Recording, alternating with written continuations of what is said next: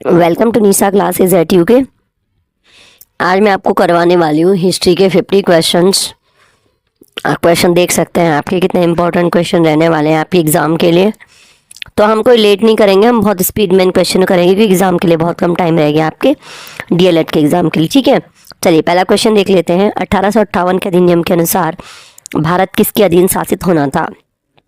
ठीक है, 1858 का आपका स्वतंत्रता संग्राम होता है, उसके बाद क्या होता है 1858 का अधिनियम आता है और उसके अनुसार क्या होता है, भारत जो होता है वो आपके शासित होना था क्राउन के नाम पे। ठीक है, ब्रिटेन की महारानी के नाम पे ये भारत शासित होता है। कंपनी का शासन समाप्त हो जाता है, निदेशक मंडल और ये गवर्नर जनरल नहीं है बल्कि क्राउन के नाम पे शासित होना था। चलिए आगे बढ़ते हैं, नेक्स्ट क्वेश्चन। गदर पार्टी की स्थापना नवंबर 1913 सैन फ्रांसिस्को अमेरिका में किसके द्वारा की गई थी? स्थापना थी वो सैन फ्रांसिस्को में की गई थी। यहाँ पर आपको देखने ऑप्शन मिलते हैं आपके। ऑप्शन बी, लाला हरदयाल द्वारा आपके गदर पार्टी की स्थापना की गई थी, आपका की गई थी नवंबर 2013 में सैन फ्रांसिस्को अमेरिका में। चलिए आगे बढ़ते हैं, नेक्स्ट क्वेश्चन बहुत स्पीड से करने वाले हम। पूना पैक्ट 1932 में हुआ था, किसके बीच समझौता था? पहले हुआ कब था? 1932 में। ध्यान से देख लीजिए किसके बीच हुआ था। चार ऑप्शन है, नेहरू अम्बेडकर, गांधी अम्बेडकर, मालवीय अम्बेडकर और गांधी और नेहरू। तो ये पूना पैक्ट होता है आपका गांधी और अम्बेडकर के बीच में होता है। और ये होता क्यों है, इसका पीछे का जो एक अगर एग्जाम में पूछ लिया जाए तो ये जो अंग्रेज लाते हैं 1932 में आपका सांप्रदायिक पंचायत, 1930 से लेके 32 से आपको पता ही होगा कि 3 गोलमेज सम्मेलन होते हैं और दूसरे वाले गोलमेज सम्मेलन में महात्मा गांधी भाग लेते हैं। जब वहाँ आते हैं तो ये अंग्रेज सांप्रदायिक पंचायत की घोषणा कर देते हैं और गांधी इसके विरुद्ध से बाद में क्या करा दिया जाता है, गांधी और अम्बेडकर के विरुद्ध क्या बीच क्या करा दिया जाता है, समझौता करा दिया जाता है जिसे कहते हैं हम पूना पैक्ट। हुआ था सन 1932 में। चलिए नेक्स्ट क्वेश्चन।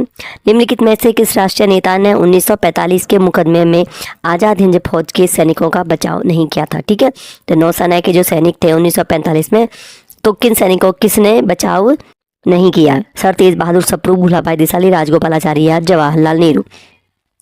तो यहाँ पर आपका तेज बहादुर सप्रू, भूलाभाई देसाई और जवाहरलाल नेहरू इन तीनों ने सैनिकों का बचाव किया। राजगोपालाचारी यहाँ पर सही आंसर हो जाता है, इन्होंने बचाव नहीं किया था। ठीक है, निम्नलिखित में से किस संधि ने पेशवा बाजीराव द्वारा बाजीराव द्वितीय के स्वतंत्र अस्तित्व को समाप्त कर दिया था? तो हमें यहाँ पे बताना है कि जो पेशवा बाजीराव द्वितीय के स्वतंत्र अस्तित्व को समाप्त करने वाली संधि कौन सी थी? पुरंदर की, बड़गांव की, बसीन की या आपकी सालबाई की बसीन की संधि। चलिए नेक्स्ट क्वेश्चन है। भारत में पहला अंग्रेज समाचार पत्र किसने शुरू किया था? बाल गंगाधर तिलक, राजा राम मोहन राय, जेम्स हिक्की या लॉर्ड विलियम बेंटिक? तो आपका जेम्स अगस्टस हिक्की ने पहला समाचार पत्र शुरू किया था आपके। ठीक है, चलिए भारत में किसी राज्य की मुख्यमंत्री बनने वाली पहली महिला कौन थी? पहली महिला मुख्यमंत्री किसी राज्य की बनी थी आपकी सुचेता कृपलानी। चलिए नेक्स्ट क्वेश्चन।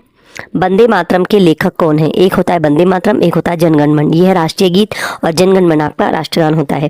तो वंदे मातरम के लेखक आपके हो जाते हैं बंकिम चंद्र चटर्जी। चलिए नेक्स्ट क्वेश्चन। और जो आपका जनगण मन है राष्ट्रगान, उसके लेखक कौन है? आपके रविंद्रनाथ टैगोर। आधुनिक भारत का जनक किसे माना जाता है? राजा राम मोहन राय, स्वामी दयानंद सरस्वती, सी अरविंदो या भगत सिंह? तो आधुनिक भारत का जनक कहा जाता है आपके राजा राम मोहन राय को। चलिए नेक्स्ट क्वेश्चन। भारत सरकार अधिनियम 1919 की सबसे महत्वपूर्ण विशेषता क्या थी? भारतीय परिषदों का विस्तार, प्रत्यक्ष चुनाव का प्रावधान, प्रांतों में द्वैध शासन या उपरोक्त सभी? तो यहाँ पर जो आपका ऑप्शन नंबर डी है, उपरोक्त सभी थे आपके 1919 की विशेषता। परिषदों का विस्तार, प्रत्यक्ष चुनाव और प्रांतों में द्वैध शासन तीनों ही क्या थी? आपकी भारत सरकार अधिनियम 1919 की विशेषता थी। 8 अप्रैल 1929 को नई दिल्ली स्थित सेंट्रल असेंबली के द्वार पर 2 बम किसने फेंके? भगत सिंह, बटुकेश्वर दत्त, राजगुरु या ए और बी दोनों? तो भगत सिंह और बटुकेश्वर दत्त जो दोनों थे, इन्होंने क्या करे थे? उन 8 अप्रैल 1929 को सेंट्रल असेंबली के द्वार पर बम फेंका था। चलिए नेक्स्ट क्वेश्चन। नोआखली कहाँ स्थित है? पश्चिम बंगाल, बांग्लादेश, त्रिपुरा या बिहार? तो ये नोस में स्थित है नोआखली। प्रथम कर्नाटक युद्ध के दौरान पांडिचेरी का फ्रांसीसी गवर्नर जनरल कौन था? प्रथम कर्नाटक युद्ध की बात हो रही है तो वहाँ पर जो आपका जो पांडिचेरी का फ्रांसीसी गवर्नर जनरल था वो था आपका डुप्ले। नेक्स्ट क्वेश्चन है। 1857 के विद्रोह के प्रमुख कारणों में क्या शामिल नहीं था? शिक्षा की नई प्रणाली, विधवा पुनर्विवाह अधिनियम, भारतीय सिपाहियों का अफगानिस्तान भेजा जाना, भारतीयों और अंग्रेजों के बीच अंतर्विवाह पर रोक लगाने वाले कानून? तो शिक्षा की नई प्रणाली, विधवा पुनर्विवाह अधिनियम और सिपाहियों का अफगानिस्तान भेजा जाना, ये तीनों उसके कारण में शामिल थे। लेकिन भारतीयों और अंग्रेजों के बीच अंतर विवाह पर रोक लगाने वाले कानून, ये कोई कारण नहीं था आपके 1857 के विद्रोह में। ठीक है, शिक्षा की प्रणाली विद्रोह का कारण थी, विधवा पुनर्विवाह अधिनियम कारण था, और सिपाहियों को जो समुद्र पार भेजा जा रहा था वो उसका कारण था। मोहम्मद बिन कासिम ने किस ईस्वी सन में सिंध पर विजय प्राप्त की थी? 712 ईस्वी, 812 ईस्वी, 912 ईस्वी, 1012 ईस्वी। तो मोहम्मद बिन कासिम जो आता है सिंध पर विजय प्राप्त करने 712 ईस्वी में विजय प्राप्त करता है। महमूद गजनी ने निम्नलिखित में से किस प्रसिद्ध मंदिर पर धावा बोला था? सभी जानते होंगे महमूद गजनवी ने जो थे आपके सोमनाथ के मंदिर पर धावा बोला था, और 17 बार इसने क्या किया था? सोमनाथ के मंदिर पर आक्रमण किया था। तराइन की दूसरी लड़ाई में पृथ्वीराज को किसने पराजित किया था? तराइन की जो लड़ाइयाँ होती है वो पृथ्वीराज और मोहम्मद गौरी के बीच होती है, दोनों लड़ाइयाँ। पहली लड़ाई में क्या होता है? पृथ्वीराज चौहान मोहम्मद गौरी को हरा देता है, लेकिन दूसरी लड़ाई में जो तराइन की दूसरी लड़ाई होती है उसमें पृथ्वीराज चौहान पराजित हो जाते हैं और पृथ्वीराज चौहान को पराजित करता है मोहम्मद गौरी। दोनों लड़ाइयाँ पृथ्वीराज चौहान और मोहम्मद गौरी के बीच में ही होती हैं। कुव्वतुल इस्लाम मस्जिद का निर्माण निम्नलिखित में से किसके द्वारा कराया गया था? कुतुबुद्दीन ऐबक, अलाउद्दीन खिलजी, इल्तुतमिश या मोहम्मद आदिल शाह। तो कुव्वतुल इस्लाम मस्जिद का निर्माण करवाया गया था कुतुबुद्दीन ऐबक के द्वारा। नेक्स्ट है, दिल्ली का वह सुल्तान कौन था जिसकी मृत्यु पोलो खेलते हुई थी? तो अब कुतुबुद्दीन ऐबक की मृत्यु हुई थी पोलो खेलते हुए। चंगेज खान ने जलालुद्दीन का पीछा करते हुए किसके शासनकाल में भारत की सीमाओं पर आक्रमण किया था? चंगेज खान ने आक्रमण किया था तो किसके शासनकाल में किया था? गुलाम वंश में जब ये आपके जो सल्तनत काल चल रहे थे तो इल्तुतमिश का जब शासन था तो इल्तुतमिश के समय पे चंगेज खान ने भारत पर आक्रमण किया था। 1857 के विद्रोह के समय निम्नलिखित में से भारत का वायसराय कौन था? Lord Dalhousie, lord Canning, major William Taylor या जनरल ह्यूज रोज। तो जब 1857 का विद्रोह होता है भारत का वायसराय उसमें था आपका लॉर्ड कैनिंग। चलिए नेक्स्ट क्वेश्चन, 1857 किस चार्टर अधिनियम के अनुसार भारत में ब्रिटिश उपनिवेशीकरण को वैध बनाया गया था? 1813, 1833, 1853 या 1893। तो आपका जो 1813 का चार्टर एक्ट आता है इसके अनुसार भारत में जो ब्रिटिश उपनिवेशीकरण था इसको वैध बनाया गया था। निम्नलिखित में से कौन बॉम्बे प्रेसिडेंसी एसोसिएशन के गठन से जुड़ा था? बॉम्बे प्रेसिडेंसी एसोसिएशन कब बना था आपका? 1885 में। उसमें से कौन जुड़ा था? बदरुद्दीन तैयब जी, फिरोज शाह मेहता, केटी तेलंगिया, उपरोक्त सभी। तो यहाँ पर जो तीनों लोग हैं बदरुद्दीन तैयब जी, फिरोज शाह मेहता और केटी तेलंग, तीनों जुड़े हुए थे आपके बॉम्बे प्रेसिडेंसी एसोसिएशन से, यानी इसका आंसर हो जाता है उपरोक्त सभी। कर्नाटक में कित्तूर विद्रोह जो आपका होता है 1824 से 1829 के बीच में। तो कित्तूर विद्रोह होता कहाँ पे है? जगह है कर्नाटक, 1824 से 29। नेतृत्व कौन करता है? चेन्नम्मा, फोन सावंत, अन्ना साहब या उपरोक्त सभी। तो रानी चेन्नम्मा के नेतृत्व में होता है आपका कित्तूर विद्रोह, तो इसका आंसर हो जाता है ऑप्शन नंबर ए। चलिए आगे बढ़ते हैं, 50 क्वेश्चन करने हमने, ठीक है।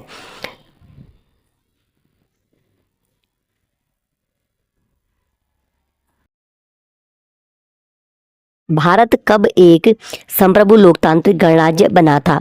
भारत संप्रभु लोकतांत्रिक गणराज्य, तीन चीजें हैं। तो ये हुआ था आपका 1950 में जब भारत का संविधान लागू हुआ था। तो संविधान लागू होने के साथ ही भारत एक संप्रभु लोकतांत्रिक गणराज्य बन गया था। नेक्स्ट क्वेश्चन, महारानी विक्टोरिया को किस वर्ष भारत की महारानी घोषित किया गया था? 1858, 66, 77 या 79। तो अभी हमने एक क्वेश्चन देखा कि 1857 का विद्रोह होता है, उसके बाद 1858 में क्या होता है? भारत पर क्राउन का शासन स्थापित कर दिया जाता है, यानी ब्रिटेन की महारानी का शासन स्थापित किया था।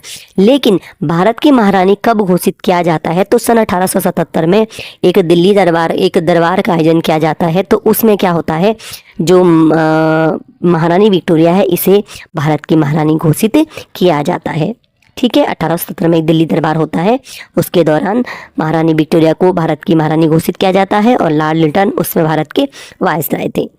रेले आयोग किसका परिणाम था? 1901 का शिमला सम्मेलन, 1902 का नोएडा सम्मेलन, 1901 का अहमदाबाद सम्मेलन या 1902 का कोकाटा सम्मेलन। तो आपका जो रेले आयोग है ये 1901 के शिमला सम्मेलन का परिणाम था, ठीक है। और जो आपका रेले आयोग है किससे संबंधित है? आपके विश्वविद्यालय आयोग के नाम से भी जाना जाता है, आपके रेले आयोग के, याद रख लेना इस चीज़ को। 23 दिसंबर 1912 को लॉर्ड हार्डिंग पर बम किसने फेंका था? रास बिहारी बोस, बटुकेश्वर दत्त, सुखदेव या उपरोक्त में से कोई नहीं। तो 23 दिसंबर 1912 को लॉर्ड हार्डिंग पर जो बम फेंका था वो फेंका था रास बिहारी बोस ने। अंग्रेजों का अधोमुखी संथाल लोग बाहरी लोगों को निम्नलिखित में से किस नाम से पुकारते? संथाल एक जनजाति थी, जब जनजातीय विद्रोह हो रहे तो संथाल विद्रोह भी उसमें बहुत फेमस रहता है। हमें बताना है कि जो संथाल लोग थे वो बाहरी लोगों को किस नाम से पुकारते? चेंचुस, कयाली, दिक्कू या डेमिन। तो वो बाहरी लोगों को पुकारते दिक्कू नाम से। कौन पुकारते थे? संथाल लोग। ठीक है, चलिए।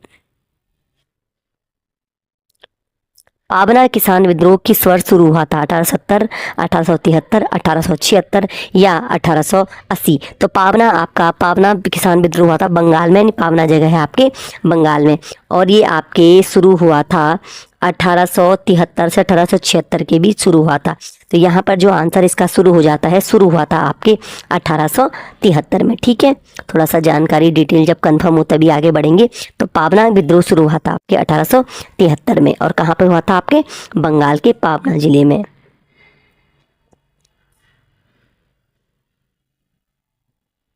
निम्नलिखित में से किस स्थान पर डचों ने भारत में अपना सबसे पहला कारखाना स्थापित किया? किसकी बात हो रही है? डच की। डचों ने भारत में अपना सबसे पहला कारखाना कहाँ स्थापित किया? सूरत, पुलिकट, मसूलीपट्टनम या कासिम बाजार। तो जो डचों का सबसे पहला कारखाना खोला गया था आपके ऑप्शन नंबर सी, यानी मसूलीपट्टनम में डचों ने सबसे पहला कारखाना अपना भारत में स्थापित किया था। ईस्ट इंडिया कंपनी का अंतिम गवर्नर कौन था? Lord Ellenborough, lord Elgin first, lord Dalhousie या लॉर्ड कैनिंग। तो ईस्ट इंडिया कंपनी सन 1857 के विद्रोह के बाद भारत पर ईस्ट इंडिया कंपनी का नहीं बल्कि ब्रिटिश क्राउन का शासन स्थापित हो जाता है। तब तक उसके बाद जो गवर्नर जनरल है वो वायसराय कहलाता है। ईस्ट इंडिया कंपनी का जो अंतिम गवर्नर जनरल था वो था आपका लॉर्ड कैनिंग। ठीक है, चलिए नेक्स्ट क्वेश्चन देख लेते हैं। जब साइमन कमीशन भारत आया तो भारत का वायसराय कौन था? लॉर्ड हार्डिंग द्वितीय, Lord James Ford, Lord Irwin या लॉर्ड मिंटो द्वितीय। जब साइमन कमीशन सन 1927 में भारत आता है, ठीक है, तो यहाँ पर जो भारत का वायसराय होता है लॉर्ड इरविन होता है। ठीक है, चलिए नेक्स्ट क्वेश्चन है। हरिजन समाचार पत्र के संस्थापक कौन थे? M.K. गांधी, मोतीलाल नेहरू, जवाहरलाल नेहरू या सरदार वल्लभ भाई पटेल। तो हरिजन समाचार पत्र के संस्थापक होते हैं M.K. गांधी, यानी महात्मा गांधी, मोहनदास करमचंद गांधी। भूदान आंदोलन किसने प्रारंभ किया था? चलिए क्वेश्चन है, यहाँ पर हमने जल्दी के लिए ये किया है आपको। भूदान आंदोलन शुरू किया था विनोबा भावे ने सन 1940 में भूदान आंदोलन शुरू किया था। शायद ये व्यक्तिगत सत्याग्रह शुरू किया था 1940 में, लेकिन जो भूदान आंदोलन शुरू किया था वो आपके विनोबा भावे ने ही शुरू किया था। आनंद मठ के लेखक कौन है? तो यहाँ पर आनंद मठ के लेखक हो जाते हैं, आनंद मठ के लेखक हैं आपके बंकिम चंद्र चटर्जी, और आनंद मठ से ही आपका जो वंदे मातरम है वो आनंद मठ में ही संकलित है। ठीक है, चलिए नेक्स्ट क्वेश्चन है। भारत की संविधान सभा किसके अनुसार गठित की गई? क्रिस प्रस्ताव, Simon commission, Mountbatten, cabinet mission योजना जब 1946 में आती है तो इसी के अनुसार भारत की संविधान सभा का गठन होता है। बंगाल की एशियाटिक सोसाइटी 1784 में स्थापित की गई थी, उसके प्रवर्तक कौन थे? तो एशियाटिक सोसाइटी ऑफ बंगाल जो 1784 में बनी उसके प्रवर्तक होते हैं आपके sir William Jones. Life divine पुस्तक के लेखक कौन है? अरविंद घोष, महात्मा गांधी, रविन्द्रनाथ टैगोर या राधा कृष्णन। लाइव डिवाइन पुस्तक आपकी है अरविंद घोष की पुस्तक है लाइव डिवाइन। प्रथम भारतीय नोबेल पुरस्कार विजेता कौन थे?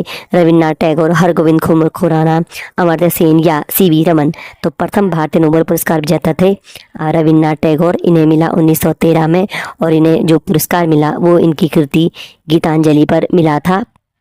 ठीक है, तो प्रथम भारतीय नोबेल पुरस्कार विजेता थे आपके रविन्द्रनाथ टैगोर, कब मिला? 1913 में। किसके लिए मिला? गीतांजलि के लिए मिला था। हमारा राष्ट्रीय गीत वंदे मातरम कहाँ से संकलित है? अभी मैंने आपको बताया जो बंकिम चंद्र चटर्जी का उपन्यास है आनंद मठ, तो आनंद मठ से ही वंदे मातरम को संकलित किया गया है। तो इसका आंसर जाता है ऑप्शन नंबर ए, आनंद मठ। भारत का राष्ट्रीय पंचांग किस संवत पर आधारित है? करी संवत, शक संवत, विक्रम संवत या इनमें से कोई नहीं।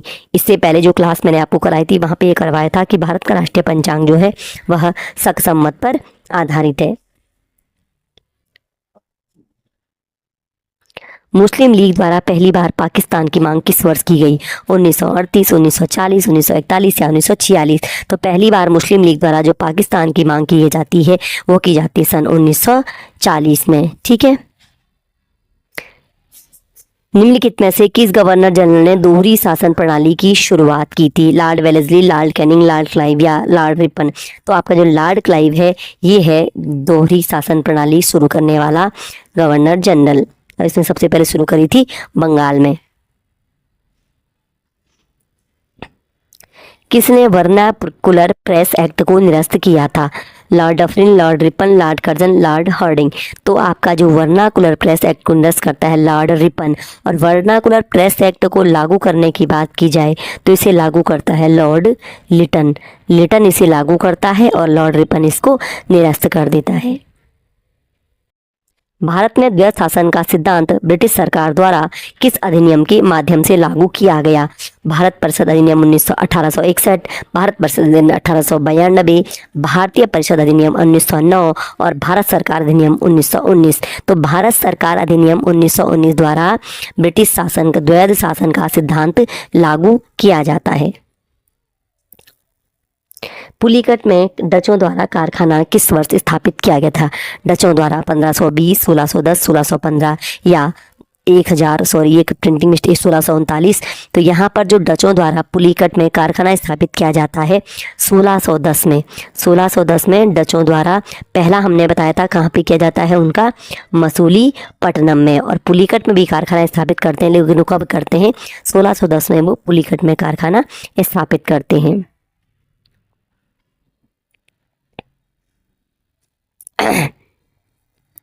उत्तरी भारत का हिंदू लूथर किसे कहा जाता है?